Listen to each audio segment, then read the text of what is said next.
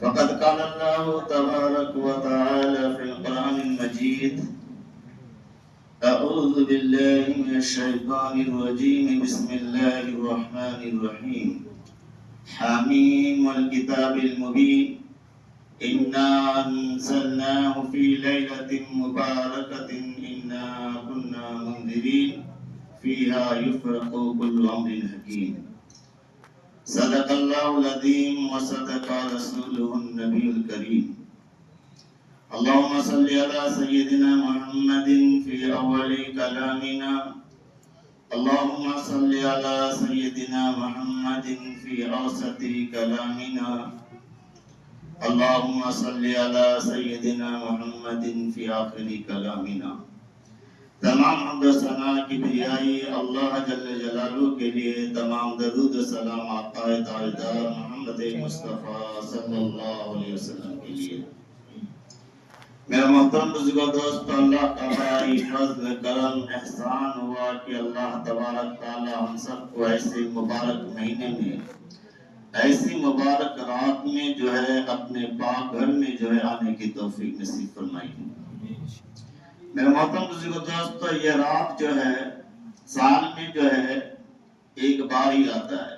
ایک جو ہے لیلۃ البرات ہے اور ایک لیلۃ القدر جو رمضان المبارک ہے. اس سے اکثر لوگ ناواقف ہی رہتے ہیں کہ یہ رات کیسی رات ہے. اور جو آج کل موبائل میں جو ہے لوگوں کے بیانات سن کے جو ہے پھر آدمی جو ہے بدل جاتے ہیں، کیونکہ آج کل ایسے ایسے بیانات آ رہے ہیں کہ جو ہے کچھ فرقے ایسے ہو گئے ہیں جو لیلۃ البرات کو نہیں مانتا، یعنی کہتے ہیں کہ اس کا حدیث میں کوئی فضیلت نہیں ہے.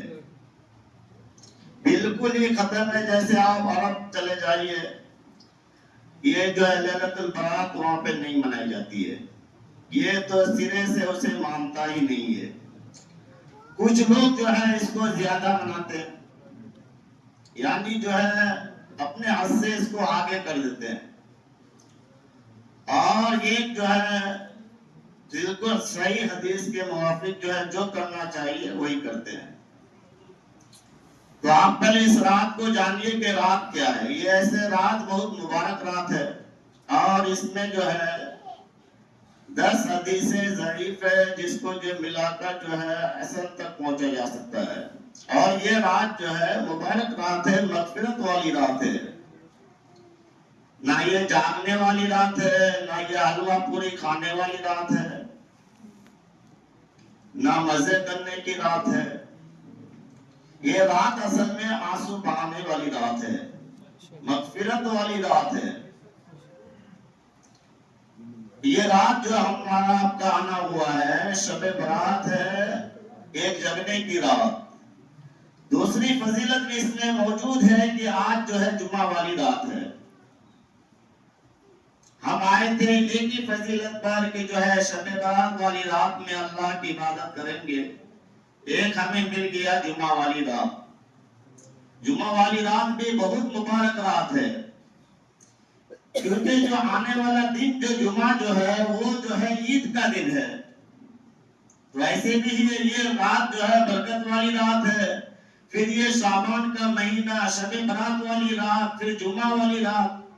اگر ہم لوگ صحیح سے عبادت کر لیں تو اپنی دامنوں میں اللہ کی رحمت کو سمیٹ سکتے ہیں.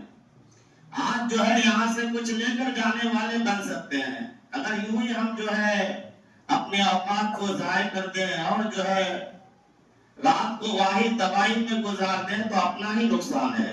کسی کا کچھ نقصان نہیں ہے، بلکہ ہمارا خود ہی نقصان ہے. آج تو لوگ ایسے ہی دین سے لاپرواہی برتتے ہیں، دین کے کاموں سے دور ہیں.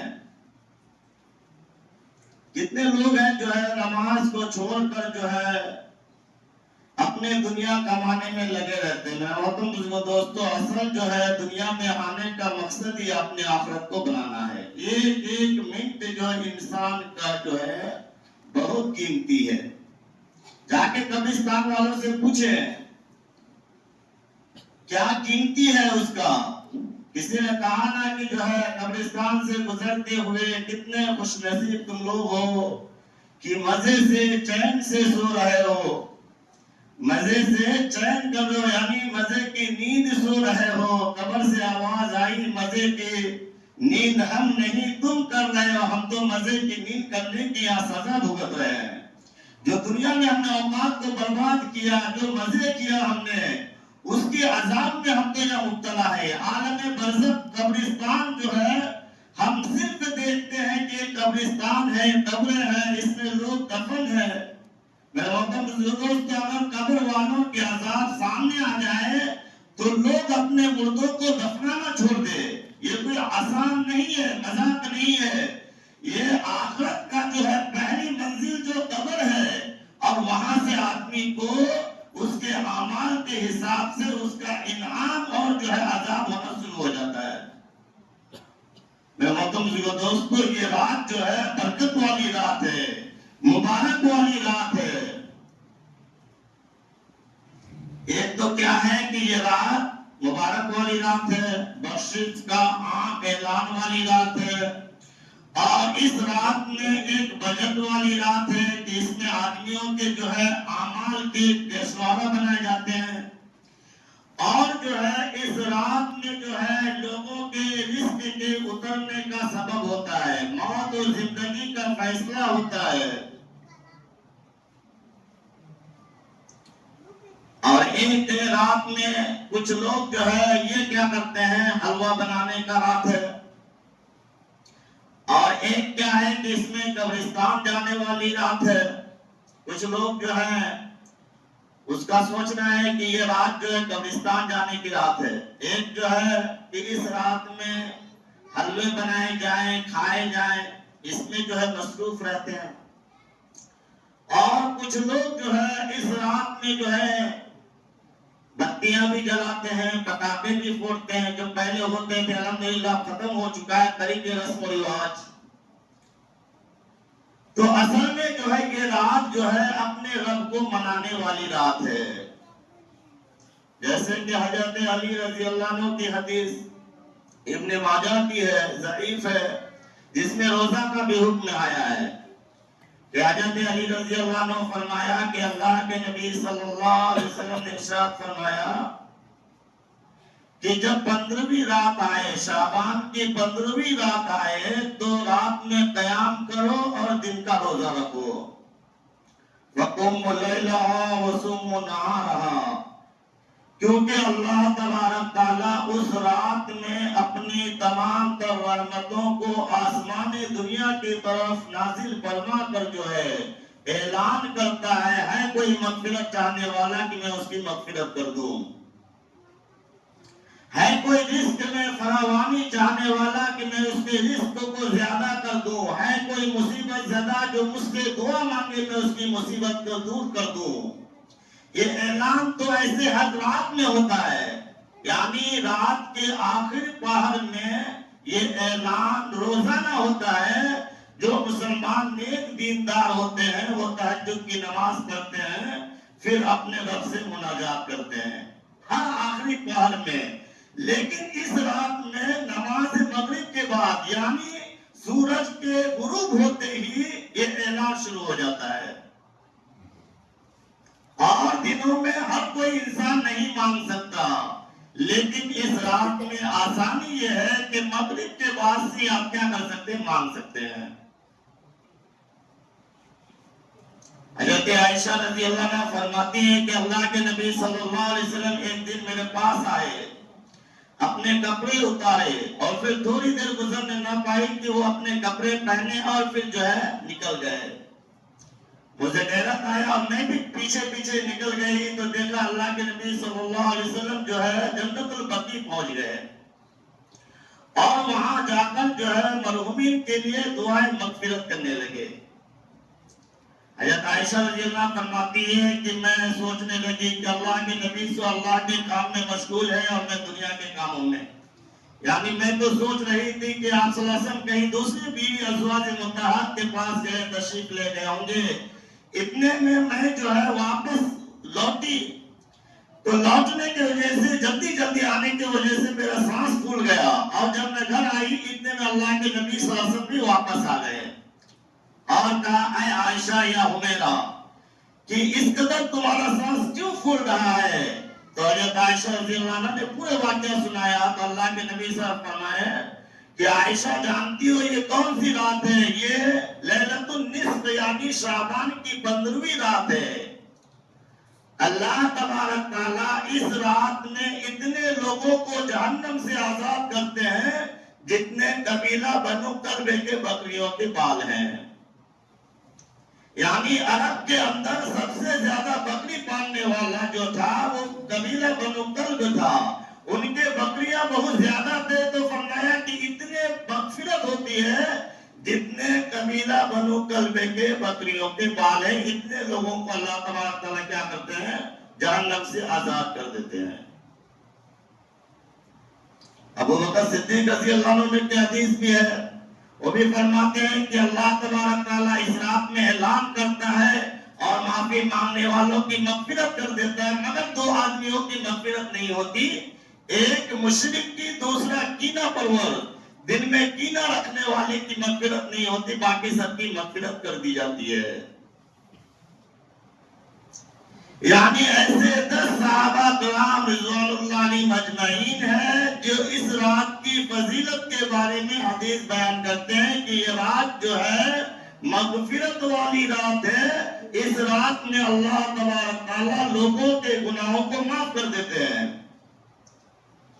علاوہ 6 آدمیوں کے، یعنی جو اللہ تبارک تعالیٰ اپنے نظر کرم فرماتے ہیں اپنے بندوں پر اور تمام کے گناہوں کی مغفرت فرما دیتے ہیں، ان میں 6 آدمی ایسے ہیں جن کی مغفرت نہیں ہوتی۔ ایک مشرک ہے، اللہ کے علاوہ دوسرے کو ماننے والا، دوسرا جو ہے والدین کی نافرمانی کرنے والا، چوتھا جو تیسرا جو ہے یہ جو ہے آپس میں رشتہ ناطے کو توڑنے والا، زنا کرنے کا عادی، اپنے ازار کو ٹکنوں سے نیچے لٹکانے والا، اور آپ کا جو ہے غیبت کرنے والا، ان لوگوں کی اس رات میں بھی مغفرت نہیں ہوتی، نہ اس رات میں ہوتی ہے، نہ لیلۃ القدر کی رات جو رمضان کی جو ہے پاک راتوں میں ہوتی ہے، اس رات میں بھی ایسے آدمیوں کی مغفرت نہیں ہوتی ہے۔ تو یہ رات اصل میں جو ہے آپ کا عبادت کرنے کا رات ہے۔ اس رات میں جو ہے آدمی کو چاہیے تنہائی میں اپنے رب سے مناجات کرے، اپنے گناہوں کی جو ہے مغفرت کرا لے، کیونکہ اس سے بہتر رات آپ کو نہیں ملنے والا۔ جو بھی عبادت کرتا ہے، طلب کرتا ہے، اللہ تبارک تعالیٰ اس کی طلب کو پوری کرتا ہے۔ میرے وطن دوستو، اب بات آ گئی کہ اس رات میں جو ہے عبادت کے ساتھ جو ہے ہمارے جو ہے اب یہ جو ہے حلوہ کہاں سے آ گیا؟ کچھ لوگ جو ہے اس کو عید بھی مناتے ہیں، کیونکہ شریعت اسلام میں صرف 2 عید ہے، ایک جو ہے رمضان کا عید ہے، عید الفطر، یعنی رمضان کے بعد جو چاند ہونے کے بعد جو دن آتا ہے اسے عید الفطر کہا جاتا ہے، وہ ایک عید ہے، اور دوسرا عید جو ہے عید الاضحیٰ جو سنت ابراہیمی منایا جاتا ہے۔ یہ 2 عید کے علاوہ مسلمانوں کے لیے کوئی تیسرا عید نہیں ہے، اور عید دن میں ہوتا ہے، رات میں نہیں ہوتا، کیونکہ خوشیاں جو منائی جاتی ہیں وہ دن کے اجالے میں منائی جاتی ہے، رات کے اندھیرے میں نہیں منائی جاتی۔ رات کے اندھیرے میں اپنے رب سے گناہوں کو بخشا جاتا ہے، اس لیے تہجد کی نماز رات میں ہے، آخر پہر میں ہے۔ تو یہ رات میں عید نہیں ہوتی ہے، عید جو ہوتا ہے وہ دن کے اجالے میں، تو لوگوں نے بنایا اس کو عید کی جو ہے یہ شعبان کی عید، یہ کوئی عید نہیں ہے، بلکہ یہ رات جو ہے مغفرت والی رات ہے، اور اس میں کوئی حلوہ یا جو ہے پراٹھا بنانے کا بھی کہیں ذکر نہیں ہے، کیونکہ جو طریقہ جو ہے وہ اللہ کے نبی صلی اللہ علیہ وسلم کا چلنے والا ہے۔ اب اس کا جو ہے سوال ہو گیا کہ یہ حلوہ کو آپ نے کہاں سے لایا؟ تو اس کا جواب ملتا ہے کہ اللہ کے نبی صلی اللہ علیہ وسلم کا دندان مبارک شہید ہو گیا تھا، جس کی وجہ سے اللہ کے نبی صلی اللہ علیہ وسلم نے حلوہ کھایا تھا۔ تو سراسر یہ بات غلط ہے، کیونکہ آپ صلی اللہ علیہ وسلم کا دندان مبارک جو ہے شہید ہوا ہے سن ہجری 3 یعنی جو ہے شوال المکرم یعنی رمضان کے بعد شوال کا مہینہ جو ہے اس میں غزوہ احد ہوا تھا، اس میں آپ صلی اللہ علیہ وسلم کا دندان مبارک شہید ہوا تھا، نہ کہ شعبان المعظم میں۔ اور حلوہ کھانے کا بھی ذکر یہاں پہ نہیں آتا ہے۔ تو یہ جو ہے حلوہ جو آیا جو ہے یہ ہمارے طرف سے آیا ہے۔ اب آپ کہیں کہ حلوہ کھانے میں نقصان کیا ہے؟ نقصان تو کھانے میں کچھ نہیں ہوتا ہے، لیکن عبادت جو ہے عبادت میں دیکھنا پڑتا ہے کہ اللہ کا حکم ہے کہ نہیں۔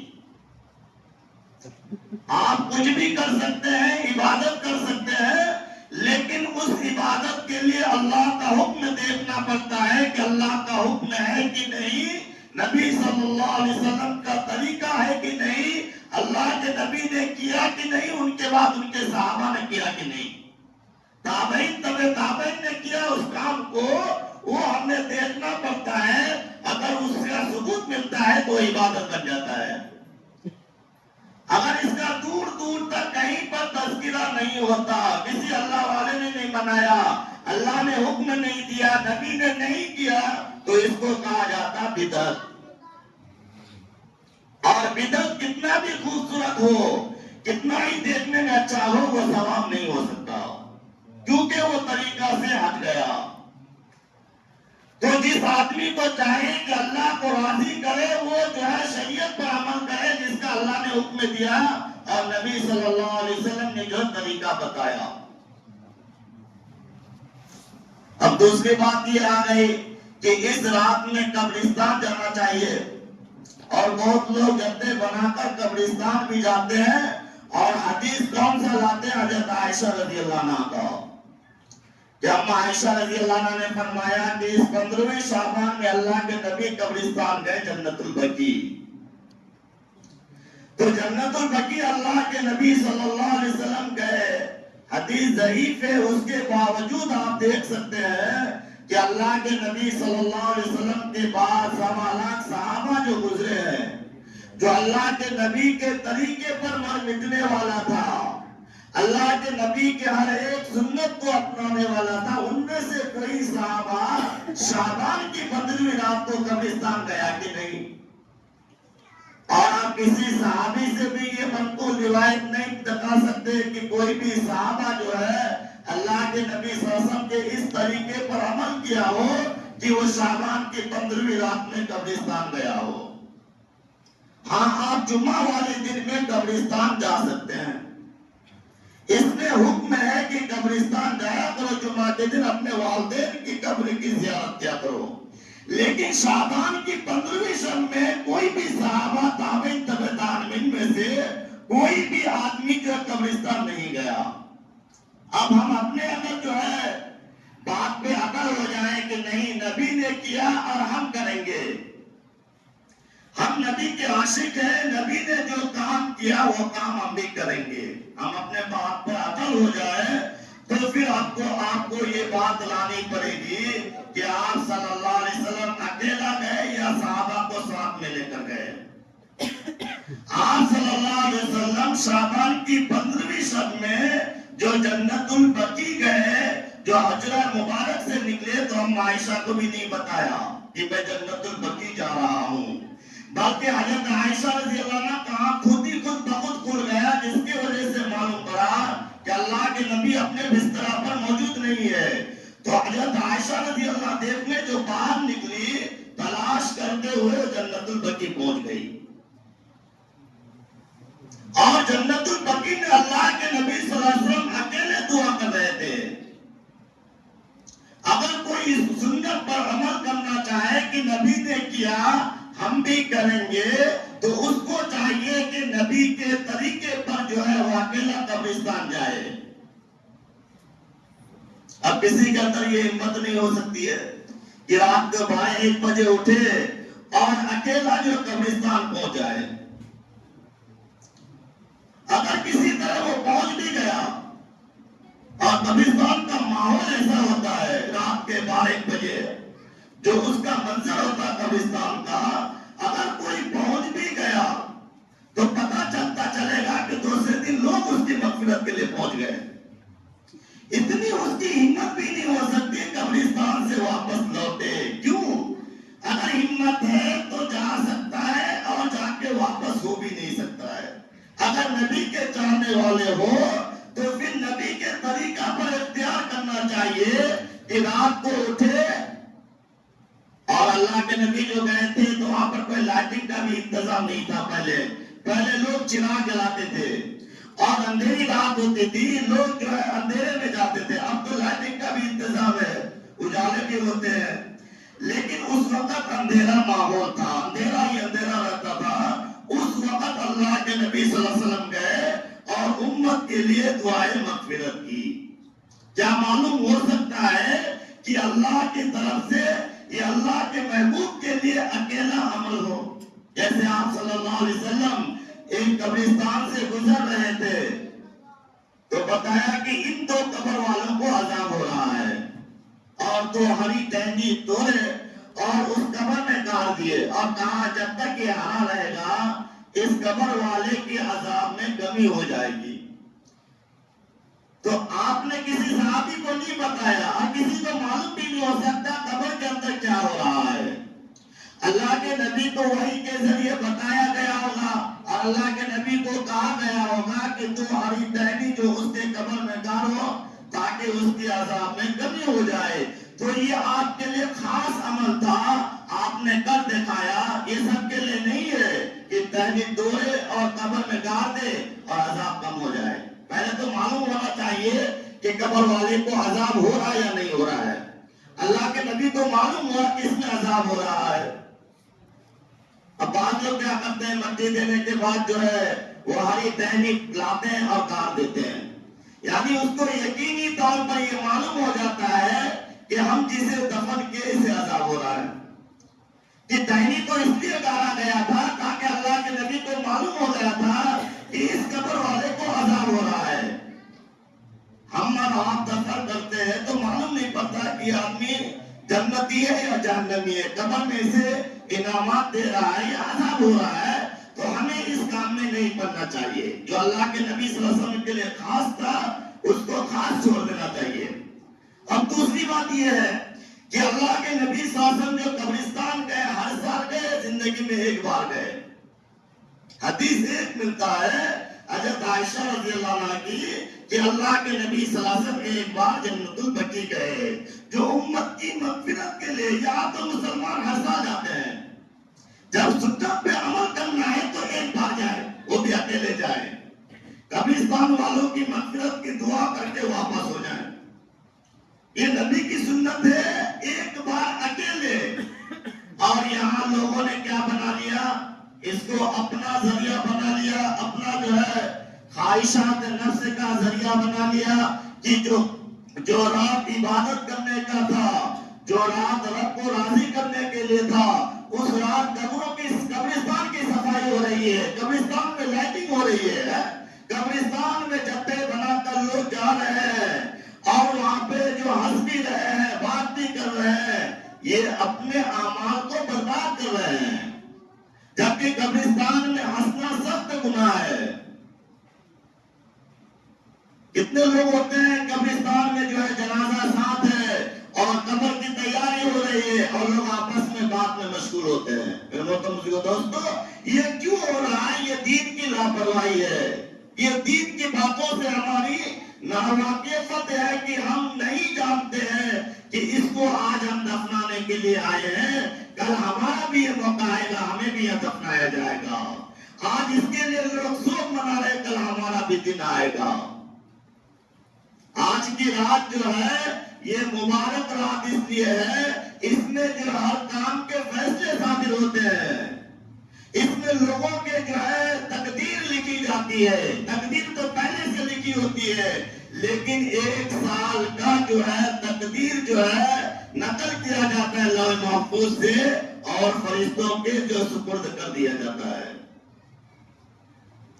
یہ شعبان سے اگلا شعبان، لیلۃ القدر سے اگلا لیلۃ القدر، یہ جو ہے لوگوں کو کتنا مرنا ہے، کتنا پیدا ہونا ہے، کتنا رزق اتارنا ہے، کتنا صحت ہے، کتنا آدمی کو کیا ملنا ہے، یہ سب لکھ کر کے اللہ کی طرف سے جو ہے فرشتوں کے حوالے کر دیا جاتا ہے. بعض علماء کرام فرماتے ہیں کہ شب برات میں اس کو نقل کیا جاتا ہے اور شب قدر میں فرشتوں کے حوالے کر دیا جاتا ہے. اس لیے فرمایا کہ جو ہے کچھ لوگ ہوتے ہیں جن کا نام جو ہے زندوں کی فہرست سے کٹ کر مردوں کی فہرست میں لکھ دیا جاتا ہے. اب یہاں پہ لوگ کیا کر رہا ہے، بازاروں میں گھوم رہا ہے، لیکن جو ہے فرشتوں کے سامنے اس کا نام جو ہے مردوں کی فہرست میں آ چکا ہوتا ہے. شعبان میں لکھا گیا نام، اب آدمی کو مرنا ہے 6 مہینہ بعد، نام لکھ دیا گیا مردوں کی فہرست میں. یہ دنیا میں چل پھر رہا ہے، کھا پی رہا ہے، لیکن ملائکہ کے سامنے یہ مردوں کی فہرست میں لکھا گیا ہے. کتنے لوگ ہوتے ہیں کہ اپنے گھر بنا رہے ہیں اور بلڈنگیں بنا رہے ہیں اور بلڈنگیں اپنے جو ہے پائے تکمیل کو پہنچنے والے ہوتے ہیں اور اللہ کی طرف سے اس کی جو ہے قبر کی تیاری ہو رہی ہے. نام ان کا مردوں کی فہرست میں لکھا جا چکا ہے. تو اس رات میں آدمیوں کو رونے دھونے والی رات ہے کہ نہ معلوم آج کیا ہو رہا ہے، ہمارے جو ہے قسمت کے کیا فیصلے لکھا جا رہا ہے ہمیں نہیں معلوم. تو آج اس رات کی قدر کرنی چاہیے. دوستوں مبارک رات ہے، ہم گھر سے آئے ہیں، جتنی دیر مسجد میں رہنا ہو مسجد میں رہے، نہیں رہنا ہو تو گھر میں بھی جا کر اس رات کو غفلت میں نہ گزاریں. ہم گھر میں بھی جا کر کے نوافل پڑھ سکتے ہیں اور جو ہے نمازوں کی پابندی کر سکتے ہیں، تہجد کی نماز پڑھ سکتے ہیں.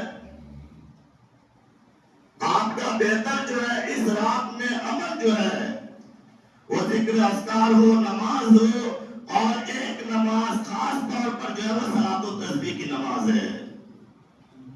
یہ نماز بہت بابرکت نماز ہے. لوگوں کو وقت نہیں ملتا ہے اس نماز کے پڑھنے کے لیے، اس سے بہت سارے لوگ جو ہوتے ہیں اس رات کو کیا کرتے ہیں، قدر کرتے ہیں، اس رات میں صلاۃ و تسبیح کی نماز پڑھتے ہیں. بہت لوگ اس کا انتظار کرتے ہیں کیونکہ نماز ہی ایسی فضیلت والی نماز ہے. اللہ کے نبی صلی اللہ علیہ وسلم نے اپنے چچا عباس سے فرمایا، اللہ کے نبی کے 2 چچا صرف ایمان لائے، ایک حضرت حمزہ ایک حضرت عباس. حضرت حمزہ رضی اللہ عنہ شہید ہو گئے غزوہ احد میں، حضرت عباس رضی اللہ عنہ ہے تو اس سے اللہ کے نبی فرماتے بہت محبت کرتے تھے. فرمایا کہ اے میرے چچا، میں آپ کو ایک عطیہ دوں، ایک بخشش کروں، ایک آپ کو تحفہ دوں، میں 10 چیزوں کا آپ کو مالک بناؤں. بھلا کیا چیز ہے؟ وہ نماز صلاۃ التسبیح کی ہے. یعنی صلاۃ التسبیح کی نماز کے بارے میں اللہ کے نبی صلی اللہ علیہ وسلم نے اپنے چچا سے فرمایا کہ اس نماز کی پڑھنے کے وجہ سے تمہارے اگلے پچھلے جان کر کیے ہوئے بھول کر کیے ہوئے یعنی جس طرح کی گناہ ہے اس نماز کے پڑھنے کی وجہ سے سارے گناہ معاف ہو جاتے ہیں. اور جو ہے تابعین میں سے عبداللہ بن مبارک جو امام بخاری کے استادوں کے استاد اس نماز کی وہ جو ہے پابندی کیا کرتے تھے. بزرگان دین اس نماز کی پابندی کیا کرتے تھے.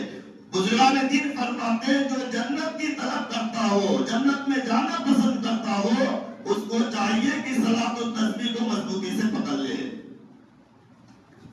اسے پڑھنے کا کہا اللہ کے نبی صلی اللہ علیہ وسلم نے اپنے چچا عباس سے کہ اس کو روزانہ ایک بار پڑھا کرو.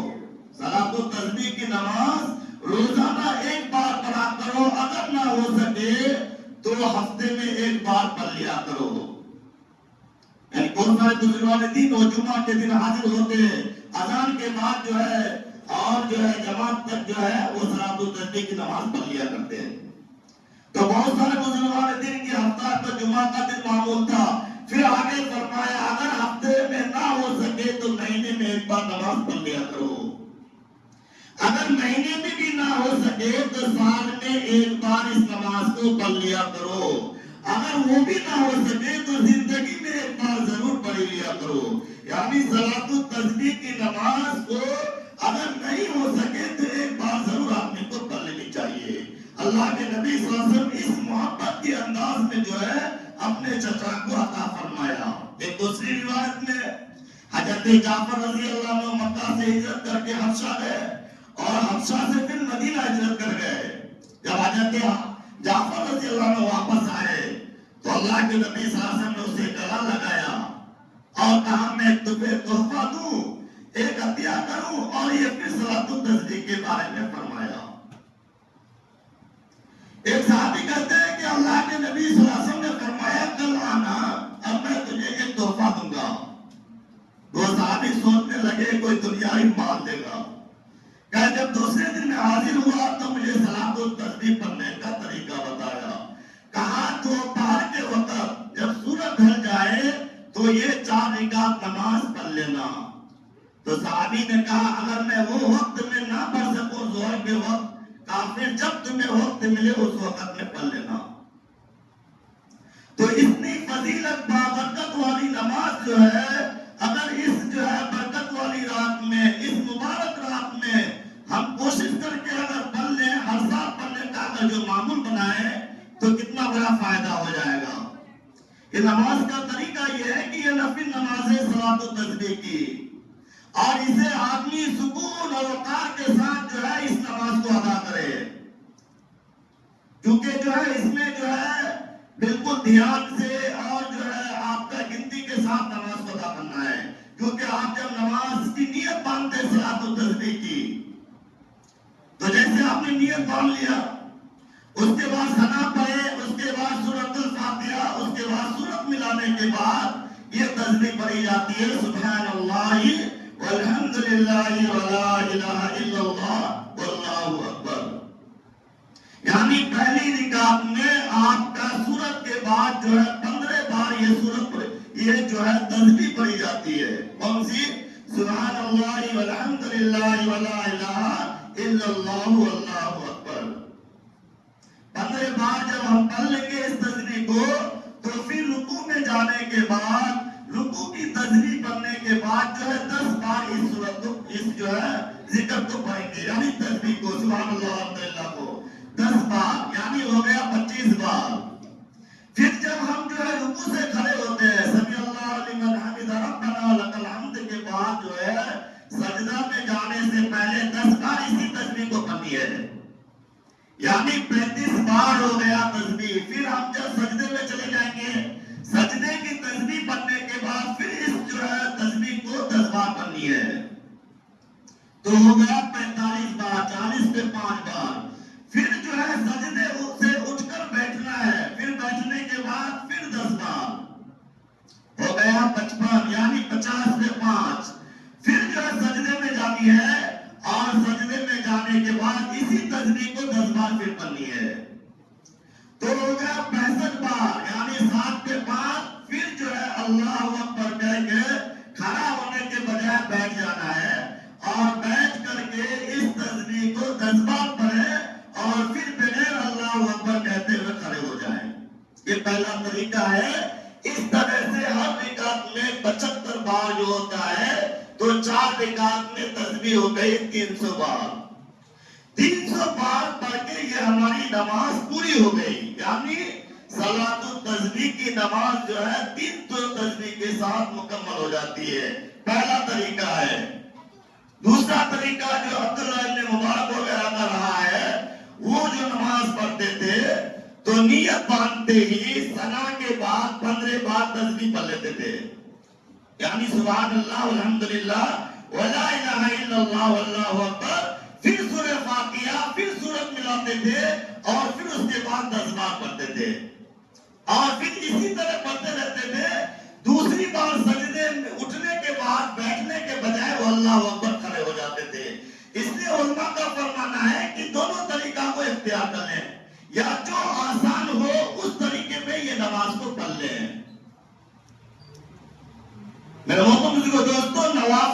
نماز ہی ایسی ہے بابرکت نماز کہ اللہ فرماتا ہے کہ میرے بعض بندے ایسے ہیں جو نوافل کے ذریعے اتنے نوافل کثرت سے پڑھتے ہیں کہ میں اس کو اپنا محبوب بنا لیتا ہوں.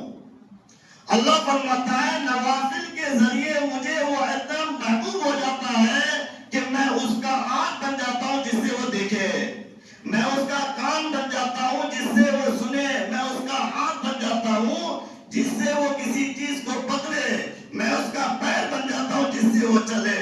یعنی اللہ فرماتا ہے کہ نوافل کے ذریعے وہ شخص جو ہے اتنا میرا محبوب بن جاتا ہے کہ میں اس کے اعضاء بن جاتا ہوں.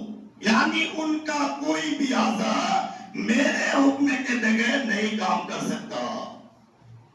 تو ہمیں تو روز چاہیے کہ ہمیں جو ہے نوافل کی پابندی کریں, صرف اسراف میں نہیں, کیونکہ دنیا میں آنے کا مقصد ہی عبادت کا ہے کہ عبادت کر کے رب کو راضی کرنا ہے, اور فرائض کے بعد جو ہے آدمی کا جو ذخیرہ ہوتا ہے وہ نوافل ہے.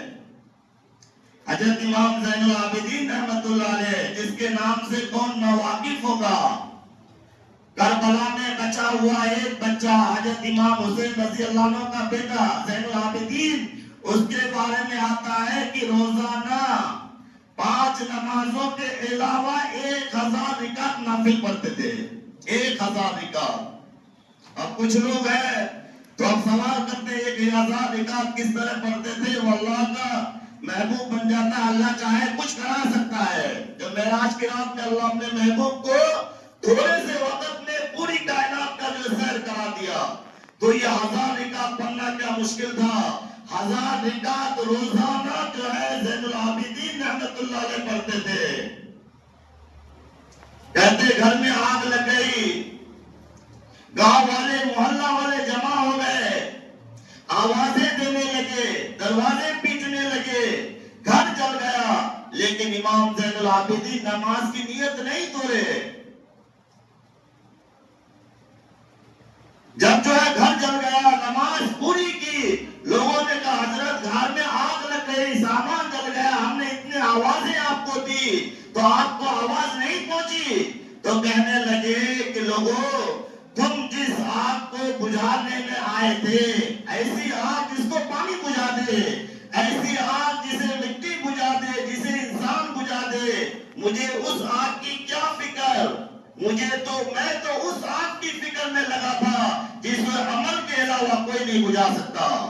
یعنی میں جہنم کی آگ کے فکر میں تھا, اور جہنم کی آگ کو کوئی نہیں بجھا سکتا ہے. بجھا سکتا تو اس کو عمل ہی بجھا سکتا ہے. آپ جہنم سے بچ سکتے ہیں تو عمل کے ذریعے بچ سکتے ہیں. یہ دنیا کے آگ میں آدمی اگر جل جائے تو موت آ جائے گی, دنیا سے تو رخصت ہو جائے گا, لیکن کوئی بڑی بات نہیں ہے. میرے محترم بزرگوں دوستو, اگر جہنم کی آگ میں پھنس گئے تو پھر کوئی چھٹکارا نہیں مل سکتا.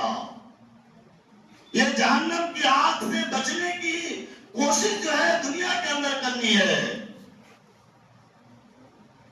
دنیا کی آگ جس میں انگلی جل جائے آدمی کو نیند نہیں آتی ہے.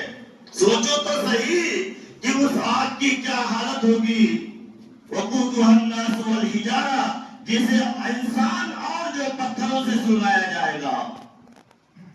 دنیا کے آگ تو آپ دیکھتے ہیں لکڑیوں سے سلگایا جاتا ہے, اس میں جو ہے پیٹرول ڈالو یا جو پیپر ڈالو آگ سلگ جاتا ہے. لیکن جہنم کے آگ کو سلگانے کے لیے یہ انسان اور پتھر کو ڈالا جائے گا. یہ آیت کو ایک بچہ نے پڑھا اور رو رہا تھا زارو کتا.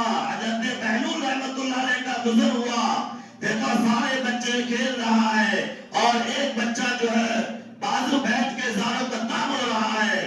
تو کہا بیٹا کیا بات ہے, تم کھیل کیوں نہیں رہے ہو, کیوں رو رہے ہو, کیا بات ہوئی. تو اس نے کہا میں نے ایک آیت پڑھی ہے اور یہی وہ آیت تھی وہ جو ہے فاتقوا النار التي وقودها الناس والحجارہ, یعنی جہنم کو جو انسان اور پتھروں سے سلگایا جائے گا. تو کہا تمہیں اس میں رونے کی کیا بات ہے, تم تو ابھی معصوم ہو, ابھی تم سے کوئی گناہ بھی نہیں ہوا ہے. تو اس بچے نے کہا حضرت میں نے اپنی والدہ کو دیکھا ہے, ہمیشہ جب وہ چولہا سلگاتی ہے, آگ لگاتی ہے, جب بڑے بڑے لکڑیوں بتیوں کو ڈالتی ہے، جس میں آگ پکڑ لیتی ہے۔ میں اس لیے رو رہا ہوں، کل قیامت کے دن بڑے بڑے گنہگاروں کو ڈالا جائے اور اس کے وجہ سے آگ نہیں سلگے تو نہ معلوم اللہ تعالیٰ ہم جیسے چھوٹے چھوٹے بچوں کو جہنم کے آگ میں ڈال دے۔ یہ بچے کے اندر فکر تھی، طرف تھی، جو آج بڑے لوگوں کے اندر نہیں پائی جاتی ہے۔ آج ہمیں آخرت کو بالکل بھلا دی ہے۔ جب بھی کوئی ماحول ایسا ماحول آتا ہے، کوئی ایسا ذریعہ آتا ہے دین کی بات سننے کا، تو پھر ہمیں یہ سننے کی توفیق بھی نہیں ہوتی۔ ایسی مبارک رات میں بھی ہمارا وقت جو ہے بیکار گزر جاتا ہے۔ میرے محترم دوستو، یہ اصل میں اللہ کو ہم دھوکہ نہیں دے رہے ہیں، بلکہ یہ دھوکہ خود اپنے آپ کو ہم دے رہے ہیں۔ پھر دیکھو نا، مرنے کے بعد جو ہے اعمال کچھ نہیں ہوتا ہے، مسجدوں میں جو ہے وقت نہیں لگتا، پھر مرنے کے بعد دیکھو اس کی قرآن خوانی کیسے شروع ہو جاتی ہے۔ یعنی بخشش کا ذریعہ لوگوں نے قرآن خوانی رکھ لیا ہے۔ یہ غلط فہمی ہے۔ انسان کو یوں نہیں پیدا کیا کہ تم زندگی یوں ہی گزارو اور تمہارے مرنے کے بعد تمہارا قرآن خوانی کام آ جائے گا۔ ایسا ہو تو سارے قرآن خوانی کر لیے، یہ نمازوں کا کیا ذریعہ، یہ مسجدیں بنانے کی کیا ضرورت ہے، اماموں کی کیا ضرورت ہے؟ جب قرآن خوانی سے ہی مغفرت ہو جائے تو پھر سب کی قرآن خوانی کر کے مغفرت کرا دیا جائے، پھر ان اعمال کرنے کی کیا ضرورت ہے؟ اللہ کے نبی صلی اللہ علیہ وسلم رات رات کیوں جاگتے تھے؟ پاؤں پہ ورم آ جاتا تھا، کیوں کرتے تھے یہ امت کے لیے؟ وہ کیا چھوڑ دیے کہ جاؤ میری امت جو ہے جو مرضی کرے گی اور قرآن خوانی کے ذریعے اس کا معافی ہو جائے گا؟ میرے محترم دوستو، یہ غلط فہمی ہے۔ یہ لوگوں نے طریقہ بنا لیا ہے کہ مرنے کے بعد 40 رنگ کر کے یہ دل میں یقین کر لیتے ہیں کہ اس کی مغفرت ہو گئی۔ پہلے سوچو تو صحیح کہ ان کے ان کرتوتوں کی وجہ سے اس کا ایمان بچا بھی کہ نہیں، مرنے والا ایمان کے ساتھ گیا بھی کہ نہیں، یہ ہم نہیں سوچتے ہیں۔ مالدار ہے، پیسہ دے دیے، کہیں سے 100 قرآن، کہیں 200 قرآن، یہ قرآن خوانی بھی کر رہے ہیں لوگوں کے دکھلانے کے لیے۔ بیٹا مالدار ہے، پیسے خرچ کر کے، اور یہ قرآن جو پڑھنے والے ہوتے ہیں یہ بھی ایسے ہی جو پیسے کے لالچ میں پڑھ دیتے ہیں۔ اپنے اولاد کو قرآن پڑھانا سکھاؤ، وہ پڑھ کے اگر جو ہے ایک پارے کا بھی اگر تمہیں بخش دے گا، ان جو ہے 100 قرآن سے بہتر ہوگا، جو طلب اور لگن کے ساتھ پڑھا ہوگا، جو باپ کی محبت میں وہ پڑھا ہوگا۔ لیکن ہم نہیں سمجھتے، ہم تو اپنی اولاد کو دنیا داری میں لگا دیتے ہیں۔ ہم جانتے ہیں کہ مدارس سے ہم مریں گے، میرا بیٹا قرآن خوانی کے جو ہے ڈھیر لگا دیں گے۔ یہ ڈھیر اور سے کچھ نہیں ہوتا ہے۔ میرے محترم دوستو، جنت بنانے کے لیے اعمال ضروری ہے۔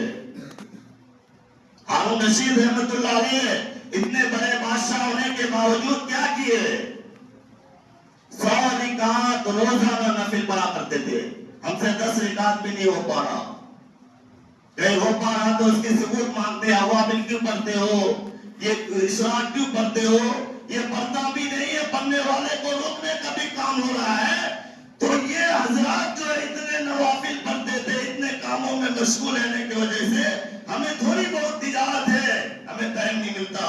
اتنی بڑی حکومت سنبھالنے کے باوجود 100 رکعت نفل روزانہ پڑھتے تھے۔ کیوں؟ اپنی آخرت کی فکر تھی۔ اور وہ ان کے 16 سالہ بیٹا نے جو اسے سبق دیا، جو حضرت شیخ الحدیث نے اپنے کتاب میں سے لکھا ہے کہ بیٹا جو ہے ان کی باپ کی حکومت سے ناراض ہو کر چلا گیا، کہ بیٹا دیندار تھا، صرف 16 سال کی عمر تھی، دیوانوں کی سی حرکت تھی۔ بادشاہ نے بلا کر کہا بیٹا یہ کیا کرتے ہو، لوگوں کی نظر میں مجھے ذلیل کر رہے ہو؟ کہا میں آپ کو ذلیل نہیں کر رہا ہوں، بلکہ آپ کی یہ حکومت کی وجہ سے میں ذلیل ہو رہا ہوں، میں آپ کی حکومت کو لات مار کر جو جا رہا ہوں۔ اور گیا وہ جو ہے بصرہ، وہاں پہ انہیں مزدوری کی، بادشاہ کا بیٹا ہونے کے باوجود مزدوری کی، اور وہاں پہ اس کا موت ہو گیا، جسے اس نے جو اپنا قرآن اور وہ انگوٹھی قیمتی سپرد کیا تھا، وہ ظفر کیا، ہارون رشید سے ملاقات کی اور اسے بتایا اور اسے بتانے کے بعد جب اسے معلوم ہوا کہ یہ بادشاہ ہارون رشید کا بیٹا تھا تو اس نے پوچھا کیا تم نے بھی اس سے کام کرایا مزدوری پہ؟ کہا ہاں۔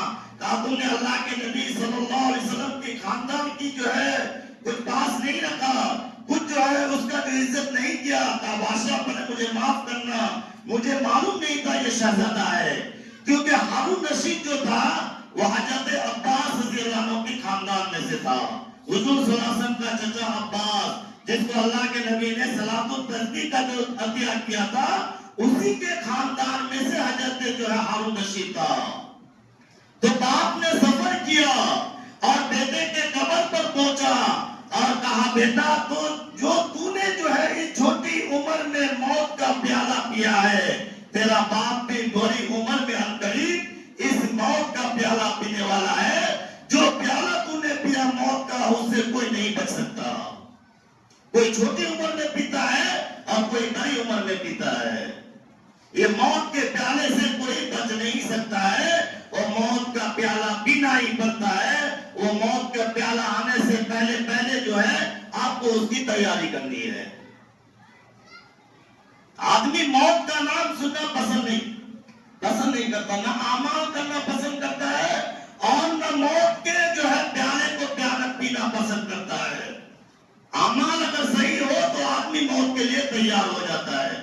حضرت مالک بن دینار رحمۃ اللہ علیہ کے واقعات بھی شیخ الحدیث نے فضائل ظہر میں بار بار لکھا ہے کہ اتنے بڑے اللہ والے تھے، لیکن پہلے کیا تھے؟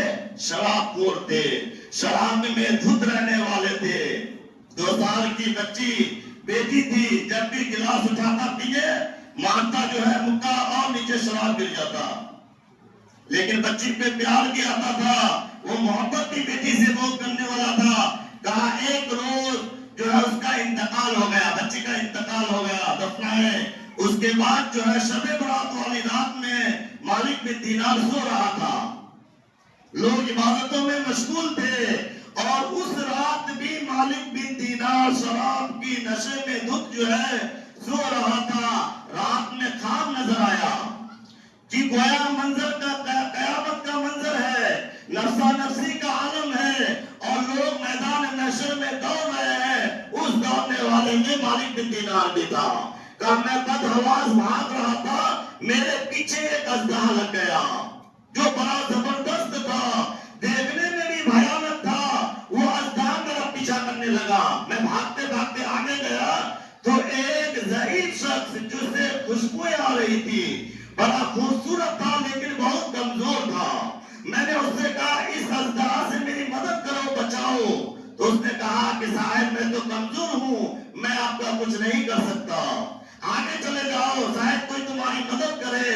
مالک بن دینار فرماتے ہیں میں آگے بھاگتا ہوا گیا اور ایسا بھاگا کہ میں جہنم کے کنارے پہنچ گیا، اور اژدہے کا ایسا مجھ پر غلبہ تھا، ایسا ڈر تھا کہ ہم قریب میں جہنم میں گر جاتا، لیکن کسی پکارنے والے نے پکارا کہ تو اس جہنمی میں سے نہیں ہے، تو پیچھے کو پلٹ جا۔ مالک بن دینار پھر پیچھے کو پلٹا تو کہتے ہیں کہ پھر وہی شخص جو ہے خوبصورت نورانی شخص ملا۔ پھر میں نے اسے مدد کے لیے کہا تو اس نے کہا میں بہت کمزور ہوں، میں تیرا کچھ مدد نہیں کر سکتا، اس پہاڑی پر سامنے جو ہے یہاں پر مسلمانوں کی کچھ امانتیں ہیں، وہاں چلے جاؤ، شاید کوئی تمہاری بھی امانت وہاں کی ہو۔ مالک بن دینار کہتے ہیں کہ پھر میں اس پہاڑ پہ چڑھا جس میں نورانی پردے لٹک رہے تھے، اور جو ہے اس میں سے آواز دینے والے نے آواز دیا کہ دروازے کھول دو، اس مصیبت زدہ کی مصیبت کو دور کرو۔ پردے ہٹ گئے، دروازے کھل گئے، اس میں جو ہے خوبصورت بچے نکل رہے تھے، جس میں سے میری وہ چھوٹی سی بچی 2 سالہ جو مر گئی تھی وہ بھی دیکھ لیا اور کہنے لگی یہ تو میرا ابا ہے، اور فوراً بھاگ کر جو ہے ایک نورانی جو ہے جھولے پہ چڑھ گئی، ایک طرف میرے طرف ہاتھ بڑھایا سیدھا ہاتھ اور میرے ہاتھ کو پکڑا، دوسرے طرف کا ہاتھ جو ہے وہ اژدہا کی طرف بڑھایا اور کہا تو عزت سے واپس چلا جا۔ اژدہا وہاں سے واپس چلا گیا تھا، اس کا اوپر دہشت سوار تھا، کہنے لگا ابا جان کیا ابھی وقت نہیں آیا کہ آپ کا دل اللہ کے ذکر کی طرف لگ جائے؟ کہا بیٹی کیا تو قرآن کو جانتی ہے؟ کہا ہم لوگ آپ سے زیادہ قرآن کو جاننے والے ہیں. کہا بتائیے اژدہا کون تھا؟ کہا کہ یہ اژدہا تمہارا برا اعمال تھا. جو تم نے گناہ کیے وہ تمہارا برا اعمال تھا جو تمہیں جہنم میں دھکیلنے والا تھا. کہا یہ نورانی شخص کون تھا؟ کہا یہ تمہارے اچھے اعمال تھے جو اتنے کمزور ہیں جو تمہارا کوئی کام نہیں کر سکا لیکن تمہیں بچنے کا ذریعہ بتا دیا.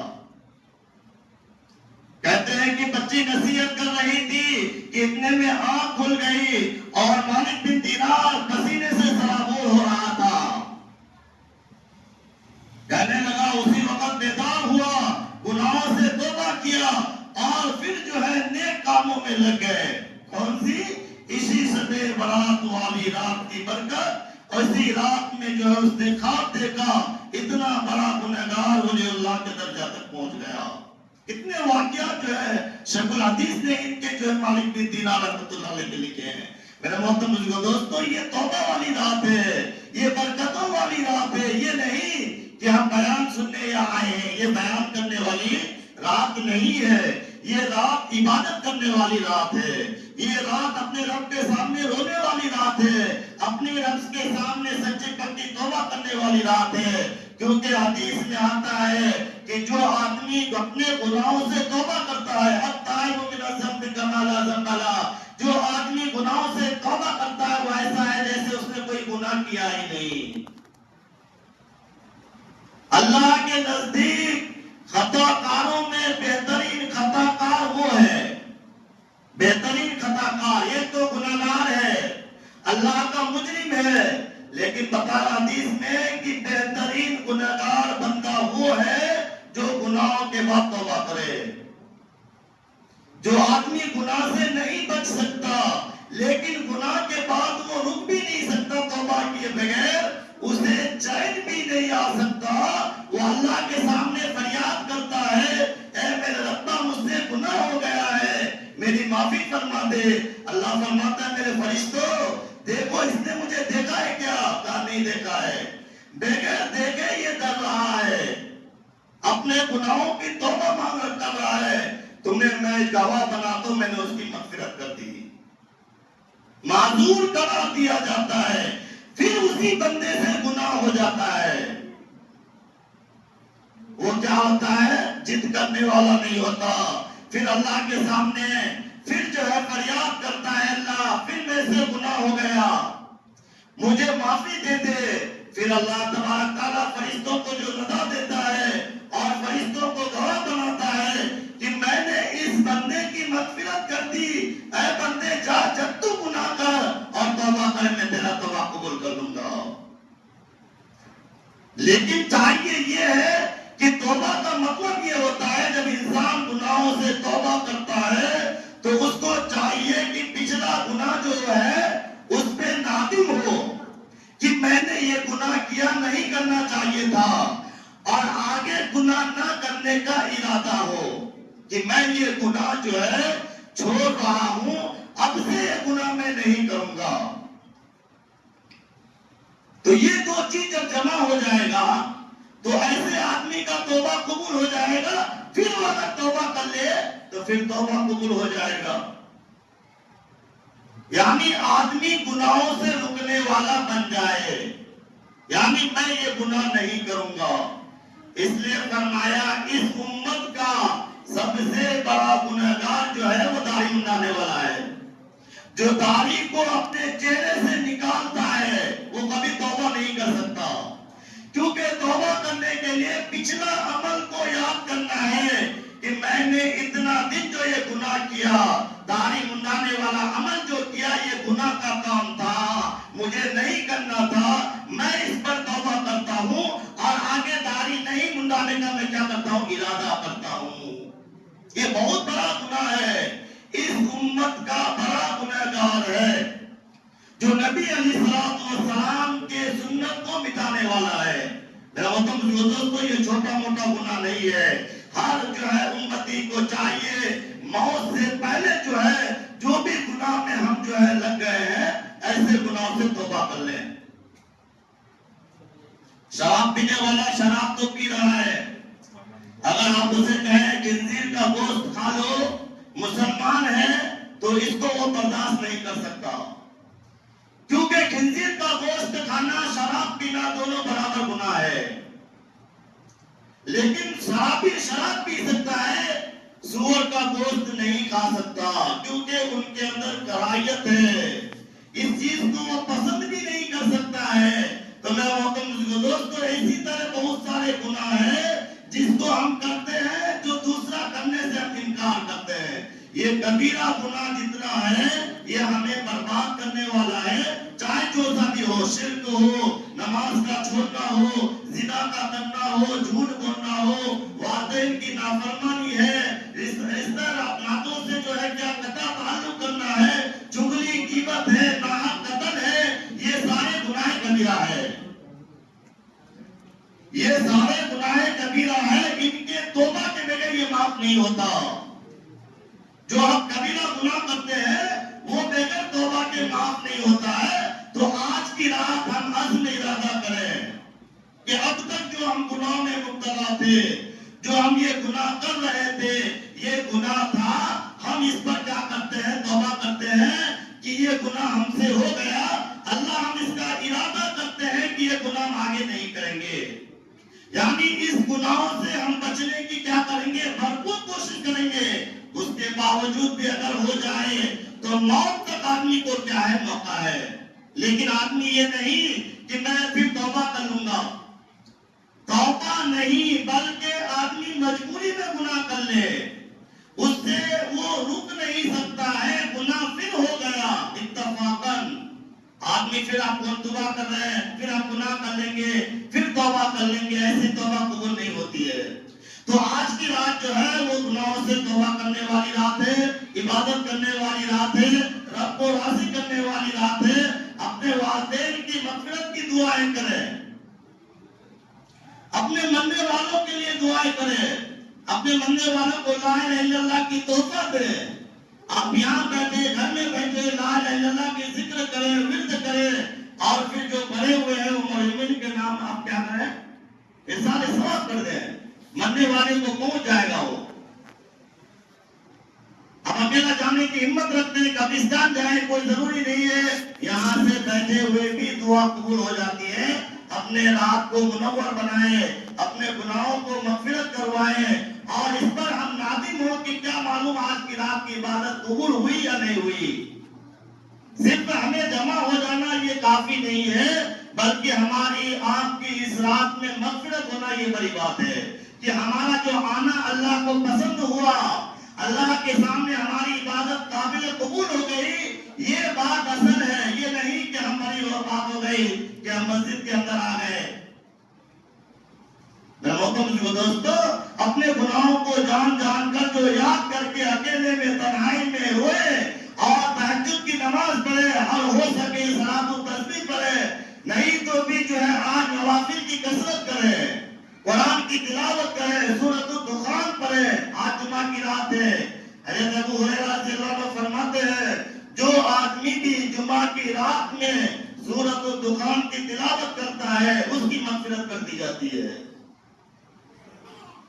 ایک حدیث میں اور ہے جو سورہ دخان کو جمعہ کی رات میں پڑھتا ہے اللہ تعالیٰ اس کے لیے جنت میں گھر بناتا ہے۔ ایک حدیث میں آتا ہے کہ جو آدمی جمعہ والی رات میں سورۃ الدخان کی تلاوت کرتا ہے، یہاں تک کہ جو صبح سویرے اٹھتا ہے تو بخش بخشائے اٹھتا ہے، یعنی اس کے کوئی گناہ معاف ہو جاتے ہیں۔ تو یہ مبارک رات ہے، اور جمعہ کی رات ہے، شب برات کی رات ہے، اللہ تبارک تعالیٰ نے ایک ساتھ دو رات سے نوازا، جو دونوں برکت والی رات ہے۔ سورۃ الکہف کی تلاوت کرے، پوری عبادت کرنے کی بہت کچھ ہے اس رات میں، پورے کے پورے ہم عبادت کریں، اور پھر ہو سکے تو سحری کھا لیں، اور جو روزہ رکھے نہیں رکھے مستحب ہے، لیکن فجر کی نماز باجماعت ادا کریں۔ کچھ لوگ ہوتے ہیں جو رات میں جگ لیتے ہیں، پھر صبح کی نماز قضا ہو جاتی ہے۔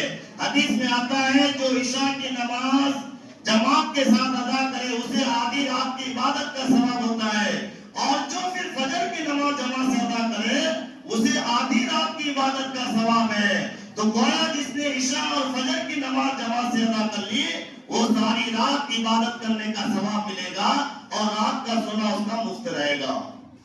تو ہم اگر اپنا معاملہ بنا لے، اپنا یہ مشغول بنا لے کہ ہم جو عشاء کی نماز جماعت سے پڑھنے والا بن جائے اور فجر کی نماز جماعت سے ادا کرے تو ہمارا کتنا بڑا ذخیرہ ہو جائے گا۔ تو میں محترم دوستو، یہ رات خرافات واہیات کا نہیں ہے۔ جس طرح کی رات ہے اللہ نے ہمیں صحت و تندرستی کے عالم میں یہ رات عنایت فرمایا ہے۔